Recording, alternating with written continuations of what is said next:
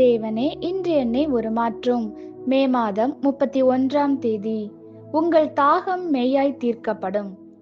சிறு பிராயத்திலே களைப்பான விளையாட்டு நேரத்திற்கு பின் உங்கள் வீட்டிற்கு ஓடி வந்த நாளை நினைத்து கொள்ளுங்கள். நீங்கள் வியர்வையால் முழுவதும் நனைந்திருப்பீர்கள். அதிகமாய் மூச்சரைத்தீர்கள். அப்பொழுது நீங்கள் எங்கே சென்றீர்கள்? எவ்வளவு முடியுமோ அவ்வளவு உங்களை நிரப்பிக்கொள்ள தண்ணீருள்ள இடத்திற்கோ அல்லது வேறெந்த பானத்தையோ குடிக்கும்படி சென்றிருப்பீர்கள். சங்கீதக்காரன் இதற்கு ஒத்த ஒரு சம்பவத்தை ஆவிக்குரிய நிலையில் விவரிக்கிறார்.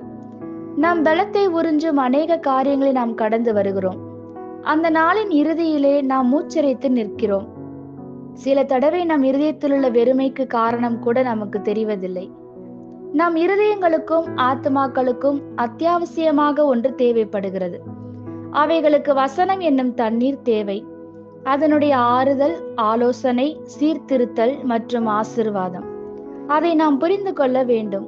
இது தெரியாமல் தொலைக்காட்சி பார்ப்பது, நண்பர்களோடு பொழுதுபோக்க முயற்சிப்பது போன்ற பல காரியங்களை நாம் முயற்சிக்கிறோம். இவைகள் நமக்கு அவ்வப்போது தேவையாக இருக்கிறது. மேலும் இவைகள் தவறான காரியங்கள் இல்லை. ஆனால் இவை ஒருபோதும் பலனை கொண்டு வர இயலாது. ஆனால் நம்மை இன்னும் கொஞ்சம் பலவீனப்படுத்தும். அவை ஆவிக்குரிய விதமாகவும் மன ரீதியாகவும் உணர்ச்சி பூர்வமாகவும் நம்மை வறண்டு போக பண்ணுகின்றன.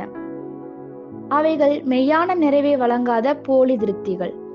வஞ்சிக்கப்படுவதிலிருந்து வெளிவர வேண்டிய நேரம் இது.